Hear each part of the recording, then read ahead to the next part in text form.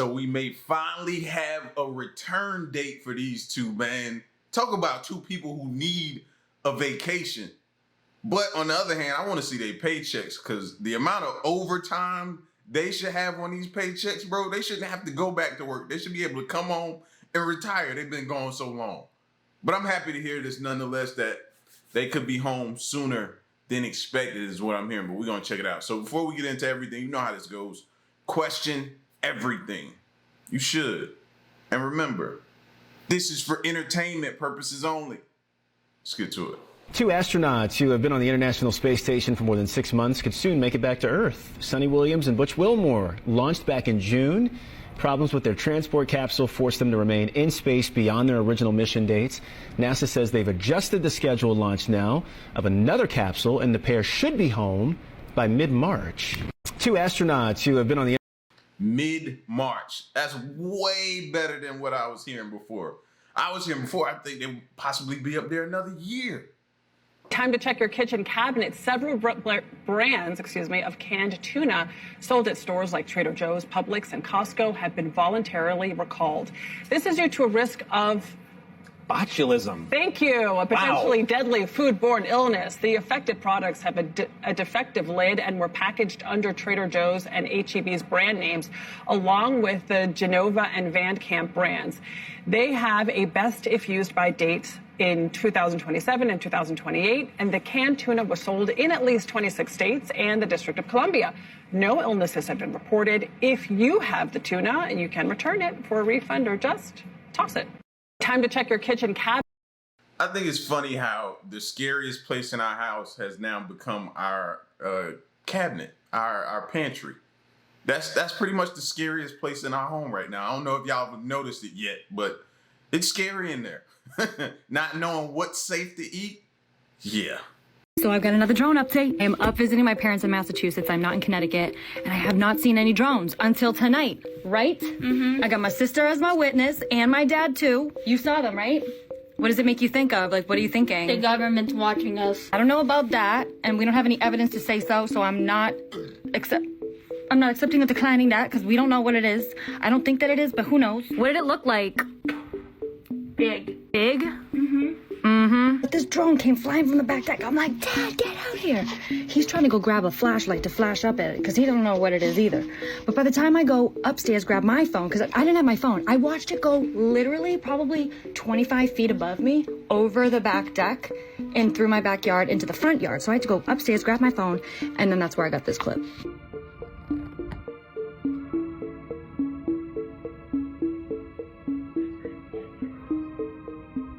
There's one over there. Look it. That's a different one. See how they're different? There's one right there. And then there's the one over there.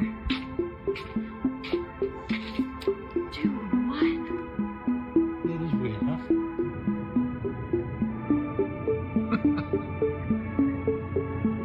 I'm not crazy. Very strange. Why? You gotta be looking for them, though. Interesting. So I've got another drone update. I'm up. Yo, leave it to humans, man. When she said her dad went inside to get the flashlight, bro, I just started laughing, because leave it to us. They may be friendly to us in the beginning, but we gonna get on their nerves eventually, bro. Imagine you going outside and not knowing that they shouldn't be subjected to light, and you flashing light all in their eyes and stuff like that. Yo, aliens are gonna get tired of us quick. I know it. I already know. I know y'all thinking I'm going through something right now, and I got bags under my eyes, but I just saw a video of Kodak, and I wouldn't want nobody to do an intervention on me. That's why I want to put this video up, because y'all might think, oh man, Ye really going through right now. Somebody need to go get him, or yo, go take his Twitter and stuff like that. But I'm just telling you calmly that I am in a good space. I'm really in a positive space. It's cathartic. I got my ideas out. That's all that happened. And that was very freeing for me, and it was worth everything. It was worth everything to do that. So let's start there. Now, I've seen this video of my brother Kodak, and I feel a call, and he's actually wearing this Donda chain. And It's not just because he's wearing a chain, but it's like how he's sitting here wearing this chain unless something's saying to go and get my brother. And I thought about it before. I was like, man, I should go down to Miami. Maybe I could be the person that could make a difference. And that's what I'm about to do right now. So a few people have been asking me, like, what did you think of the Kendrick halftime show? And I really loved the show. It was my favorite halftime show since, like, a Michael Jackson era, which I kind of just barely remember. I just be seeing clips of it. And it was super simple. The flag was fresh when they did Be Humble, the way that people's heads was moving. I was just like shook. This is like super fresh, right? The man's voice control, all that. And, you know, of course, they built up the controversy on whether he's going to do the record. And then at the end, I saw people saying, like, this is the worst halftime show. And I'm just like, everybody I know that I talked to in real life said this is the best halftime show. And so this is my point right here. When I say one man's in jail, one superstar, one black superstar is in jail. The next black superstar is on stage. They take one rapper to take another rapper down. You gotta remember, watch this. It's like Drake was almost like the new generation R. Kelly. The way R. Kelly had the radio and the smash, all that type of stuff. And then the idea that was put out in the Kendrick song is what R. Kelly for. Now, this information is out here. This could be used, right? And, you know, they give Kendrick everything. He wins everything. Then he does this amazing Super Bowl commercial. I'm sorry. He does this amazing Super Bowl performance, and right after they say it's the worst Super Bowl performance. And I'm like, yo, this is what I've been saying. They use black people against each other, and when they're done with what their agenda is, they're going to kick you out. That's my perspective on it. So, like, I know a lot of time, and I think it's to the point where it's fun for people to say that Kanye's crazy. I think that's just a running theme for people, but Kanye really be speaking some truth. He say a lot of things that a lot of people are afraid to say, but they think it in the back of their minds.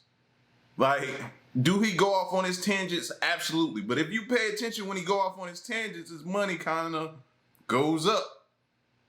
Different things happen. Or right after he put out or direct you to his clothing or his website. So to me, everything seems calculated. Sometimes it does feel like, all right, yeah, you way over here. But I think in his mind, he's not way over here. He's right where he wants to be. There is a potential danger in space, and it's on a collision course with Earth. It's still 7 years away, but scientists are already sounding an alarm. Danny New joins us from our own space station with more. Yeah, guys, reporting live from space, just keeping an eye on things, even though technically, like you mentioned, it would strike in December. Oh, that's close. In December of 2032. Merry Christmas to our future selves.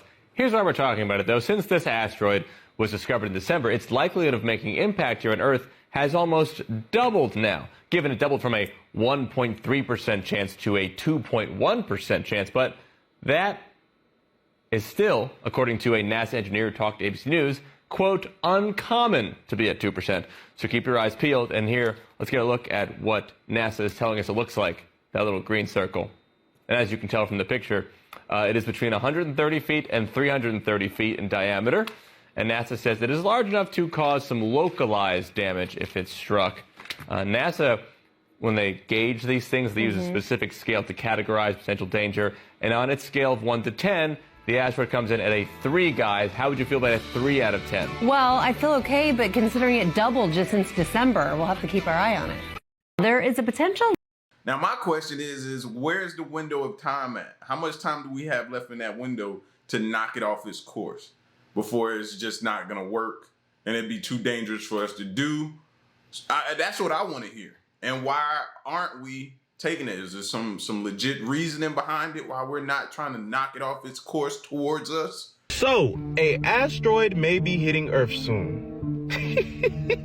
One of y'all finna have a bad day. So look, when they first found it, they didn't really care for it because they like, nah, it's not gonna hit us. But lately, it's been shifting more and more in our path. And now they have put out an emergency warning about it. Good news is, you got 7 years before it hits. Bad news is as big as the Eiffel Tower, which means about fires and earthquakes finna hit over a couple 100 miles. So whatever side of the world get hit by that, hey, GG's. Now, one thing I must tell you though is that they state that now it is more a 1 out of 43 chance that it will hit us. But the reason they put out the emergency is because it keep decreasing. Hey, who knows? By next week, you hear that it's a 1 in 42 chance, then a 1 in 41 chance. Now we in year 6 and they talking about it's a 1 out of 2 chance that is about to hit us. So yeah, one of y'all gonna be cooked. GG's to whoever get caught. Make sure you handle all your business in the next 7 years, bro. Breaking space news, absolutely insane and announced this morning. Scientists sent a spacecraft to an asteroid 63 million kilometers away, grabbed a chunk of it and brought it back to Earth. And they've analyzed the sample and the results of what is on this asteroid are in. Basically, scientists think that this asteroid used to be part of a much bigger object like an ancient planet or moon in the early solar system, and this chunk broke off from it. On Earth, life uses these 20 amino acids to create proteins. They found 14 of these 20 amino acids on this asteroid. So you know these 5 nucleotide bases used to make DNA and RNA? Guess how many of these 5 were discovered on the asteroid? All of them. They found all 5 of the building blocks for DNA and RNA on this asteroid. They also found 11 different minerals that form as water-containing salt evaporates. Salt water. It's also rich in carbon, nitrogen, and other organic compounds that are essential to life as we know it. All of this means that the object that this asteroid came from had the building blocks for life and probably a salty ocean. It was... It's nothing to see here. Just our next shipment of aliens. That's all. Our next shipment of extraterrestrial life forms. We've been receiving them since the beginning of time. This is normal. You're just realizing it, but yeah, this has been going on since forever. Okay, I'm unemployed. I had been employed for 5 years, and then my company made me redundant. Love that for me. But just, this is a PSA. There are so many scam jobs, and I know you probably know that. And like, a lot of us by looking at the listing can tell that it's a scam. But there are some legit looking listings that will get you into an interview, and then like it's not until you're in the second interview, which is like, you know, a second or third date, so you're like, okay, things are going well, things are going good for me, I might have a chance, ooh, I can actually have a job again. And then they're like, can you forward us $3,000 to pay for your office supplies that we're gonna no, don't do it, don't do it. Don't do it. Somebody out there is still doing it. And I know it's because like a work from home situation sounds so incredible. Like these jobs sound really good. And they're very similar to jobs I've had. So I understand why people would think that they're real. But do not send an employer money to get a job. Don't do it. Okay, thank you. Oh, I know it's funny, but the sad part about that is people are actually doing it. They're actually scamming somebody somewhere. You know, the most I think I've ever spent on a job is probably getting like a uniform or something to start the job off. Anything other than that, what are we doing? Why am I going in the hole to try to get a job? Like, I don't understand that. Like, I'm starting off work in the negative. I think they're going to try to sacrifice Kendrick. Don't say that. Why would she think that they're going to try to sacrifice Kendrick? Let's do a deep dive and decode the Super Bowl, because y'all been asking me. Do y'all see before the halftime show, they zoomed out and showed this big red button? The Super Bowl was located at Caesar's palace. What happened to Caesar? He gained a lot of power in the government of Rome and amongst the people, and he was going to bring Egypt and Rome together. Now, what happened to Caesar? He was assassinated because he gained too much power, and the government officials didn't like that. So Kendrick's halftime show starting off with this big red button is no coincidence as to why we would think that. Especially because Kendrick is not from Louisiana. Now, who chose Kendrick to perform the halftime show? Jay-Z. Jay-Z has very, very deep ties in the industry, and he is a representative for our culture. The strategy of picking K-Dot for the halftime show is directly linked to the awakening and the revolution that's happening within the minds of Americans. Kendrick Lamar as an artist transcends boundaries on hip-hop. There's a reason why he won a Pulitzer Prize in 2018. He provides breadcrumbs of revolutionary resistance in his music that Americans and especially melanated people can connect to. And that is what is currently happening in the minds of Americans right now, and Jay-Z knows that. As a fellow Gemini, Kendrick is very, very intelligent. He knows this. So now let's go to his performance. To start off the halftime, we are taken through the Apple. The camera angle that's showing us the stage is a PlayStation controller. On a PlayStation controller, the buttons are in a diamond shape with the triangle at the top. The buttons are in each corner, and the way he makes his moves are in the T, same way on the controller. As you notice in the crowd, the loading is at 100%, ready to start the games. Now, why would he have his stage as a PlayStation game controller? Who owns PlayStation? Sony. Now, I'm not pointing this out because of Drake. I'm pointing it out because of Michael Jackson. Michael Jackson owned 50% of Sony and ATV Publishing, and he said that they were trying to get him and tarnish his image. And some people think because of his influence, just like Julius Caesar, he was assassinated. Throughout his performance, you will notice that he is paying homage to people who have fallen because of the game. Even Michael Jackson's sister LaToya wanted to investigate Sony. Because of this, there are a lot of people who are worried about her. They think that something is slowly depleting her energy. Now, the Super Bowl opens up with Samuel L. Jackson being Uncle Sam. He starts off by saying, "Welcome to America's greatest game." Kendrick chooses to open up on the square. Squares represent confinement, preventing energy from moving freely beyond the trap. Growing up in Compton, looking at the state of America and the melanated people here, he knows the trap has been set, and all you can do is play the game. Kung Fu Kenny opens up on his GNX in the same position that XXXTentacion was in his XXL freestyle. In his unreleased rap, he's speaking the same message that X put out. Some people believe that XXXTentacion was sacrificed because of his influence. On Pandora alone, he had 2.1 billion streams. In his 2017 XXL freestyle, he stated that he will be the one to unalive those who go against human rights, pointing out those who do bad go to prison in PC, which might mean professional corporation, which could be stating that privately owned prisons help higher-ups evade real punishment. In this freestyle, he explains how you approach these disagreeable beings, staying calm and expressing the presence of their doom. And Kendrick opens up the same way. In this unreleased rap, he speaks on no more handshake and hugs, it's time. The energy only circulates through us, the people, and everybody must be judged. Also saying that in this performance, you will not get the picture if you sit for hours on a loop watching this. In this rap, he stated that he was given government money, but now he's going to seize the government with their own money. And as he stands up, he said the revolution will be televised. You picked the right time, but the wrong guy. Some people on TikTok are saying that that's a shot at Trump. I think he's talking about himself. Basically saying, true, this is the right time for an artist like myself to be performing. But you picked the wrong person because now I'm finna speak. I am the judgment that comes for those who go against humanity. Now let's move on. People who coming out the car are red, white, and then blue.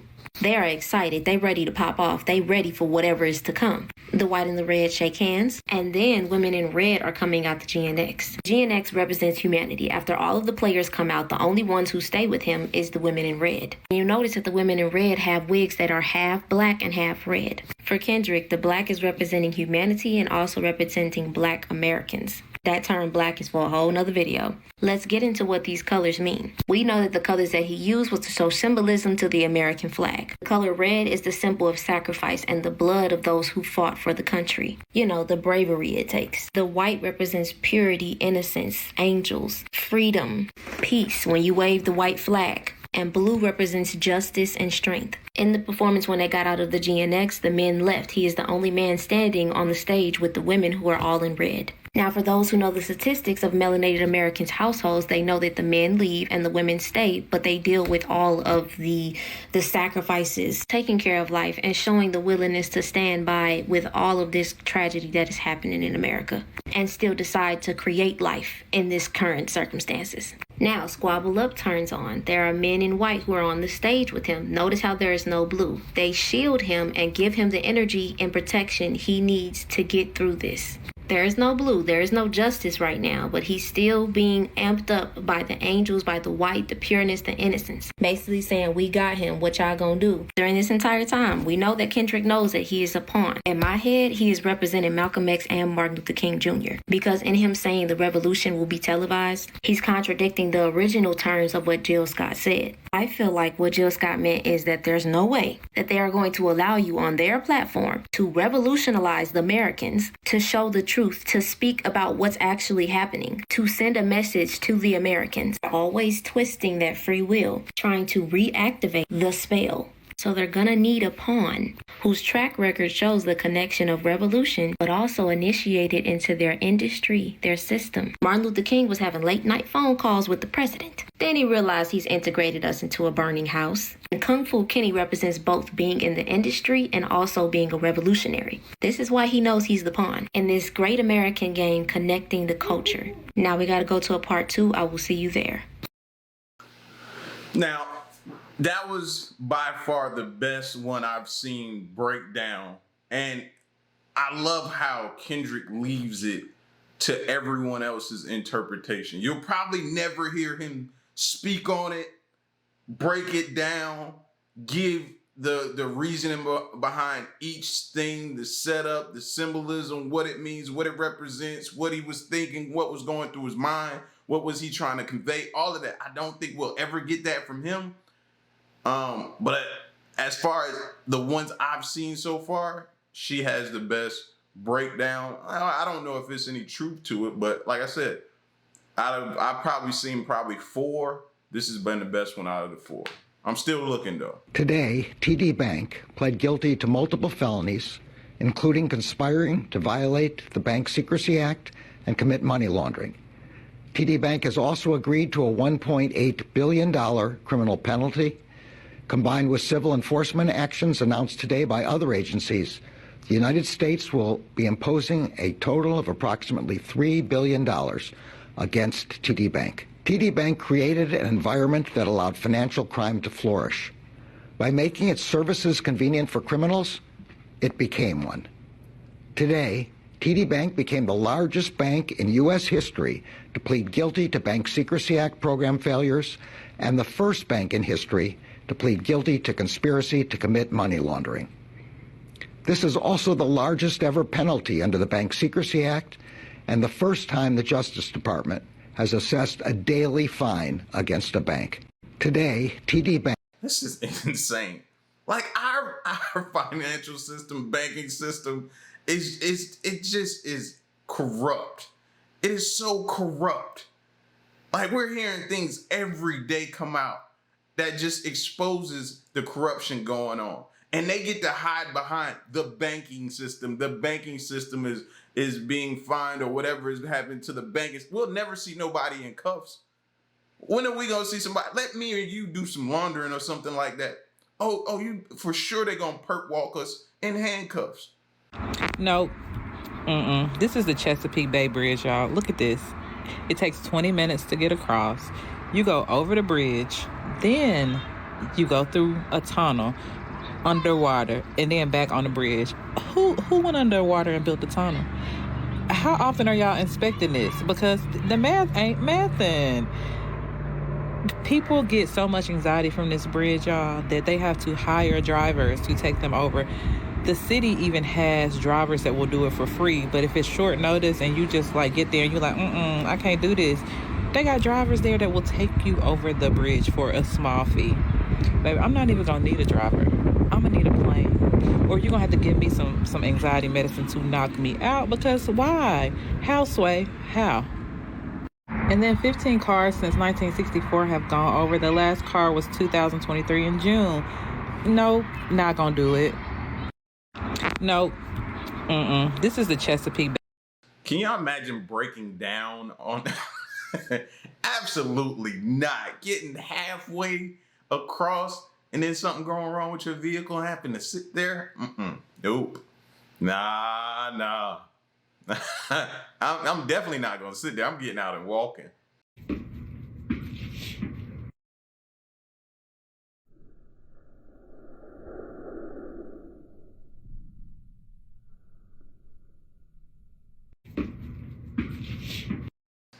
Yeah, it's a lot of stuff going on that we ain't even paying attention to, just in the background happening, and we just often doing our own thing in our own little world. The government in Thailand says it is trying to shut down the criminal scam compounds which have proliferated in recent years along its border with Myanmar by cutting electricity supplies and tightening banking and visa regulations. This follows the rescue last month of a well-known Chinese actor and several other people who'd been abducted and forced to work in the scam centres. The scam business is believed to earn the mainly Chinese crime bosses many billions of dollars every year and has trapped thousands in forced labour. It's resulted in a frenzy of building over on the Myanmar side of the border. The most ambitious of these projects is the newly built city of Shwe Koko, a $15 billion investment promising casinos, luxury hotels and entertainment complexes. Until recently, it was off limits to journalists, but our Southeast Asia correspondent Jonathan Head was allowed limited access by the Chinese company which runs it. Well, there are few places on Earth stranger than this one. I mean, it looks just like a provincial Chinese city. There are Chinese characters on the sides of all the buildings, and Chinese staff are running the place. Yet this isn't in China.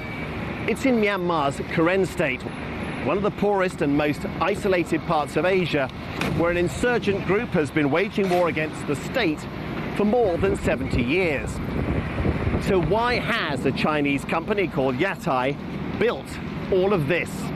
It's promising a $15 billion project complete with casinos, luxury villas and cyber parks.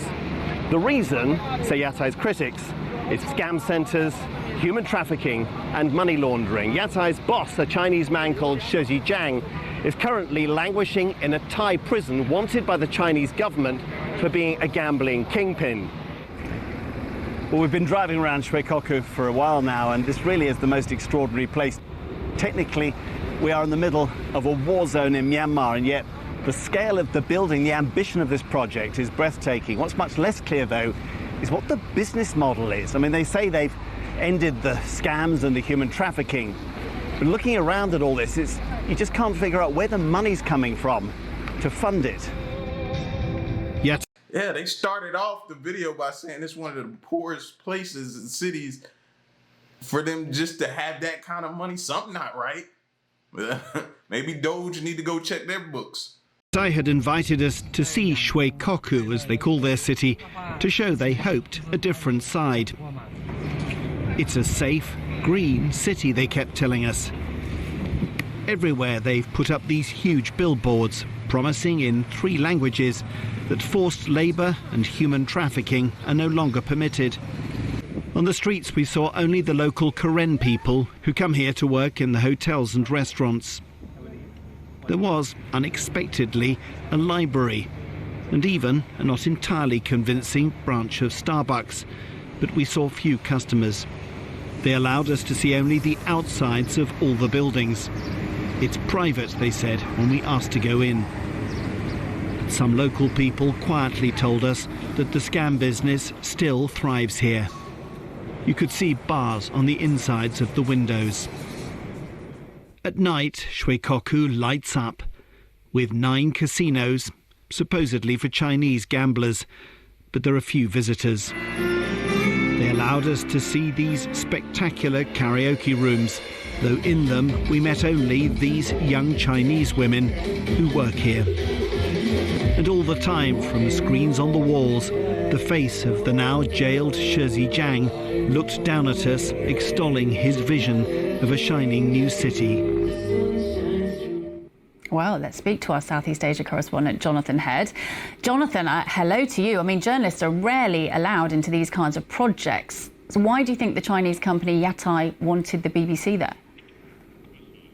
Well, our best guess is that they're in some trouble. It's clear that this somewhat enigmatic figure, Shi Jiang, who is in a Thai prison, is very important to the project. They really look up to him as their leader. They almost worship him in a way, and they feel they can't progress with him being stuck in prison. But also it's affecting the confidence of people who might be putting money into this city. And really what struck us was that there's a lot of these compounds that have sprung up along the Thai-Myanmar border. Of course, they were in other parts of Asia before that. Mostly they're pretty low-key, just basic buildings. People are crammed in there and made to carry out these scams. It's clear that Yatai has aimed a great deal higher, that they genuinely do believe they can build something bigger than just the scams, a genuine resort. It seems a bit crazy to think you can do that in that remote war-torn part of Myanmar, but I think they believe it, and they've put so much investment in, they're now really struggling. I don't think they're getting, access has become very difficult. The border's sealed. Myanmar's a war zone. You can't get there. And I just think that the negative publicity about the scams has really hurt them, and they're trying to persuade us that there's something different. And I think they are different, but the reality, as we found when we're there, is that there just isn't any other viable business you can run in an area like that except for these scams. Yeah, well, yeah. I mean, as you say there, alluded to, the company is sort of claiming to have... I ain't never heard nothing like that before.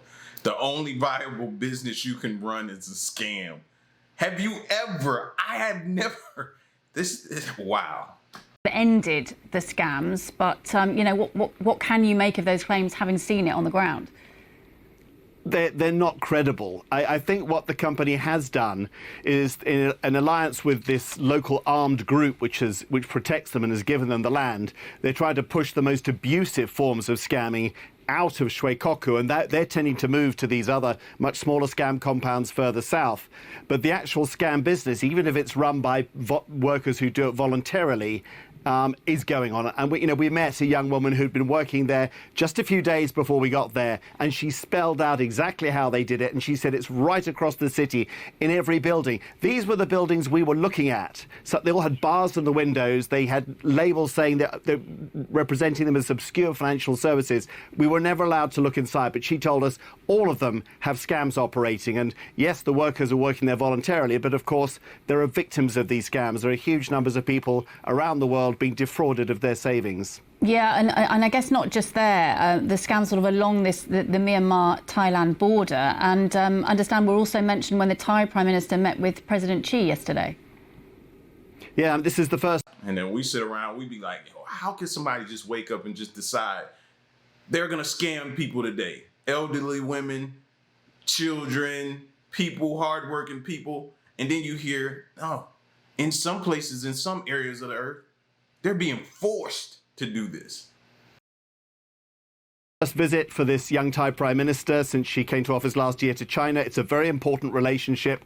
Both governments, I would argue, have been pretty slack about addressing the scam problem in this region. China, of course, moved against scams on its own border just over a year ago, very decisively. But it's causing such a fuss because it is a lot of Chinese people are being both defrauded but also being lured and forced, abducted to work in these scams. You need Chinese speakers to get the victims. And so we had a Chinese actor who was abducted last month and then rescued.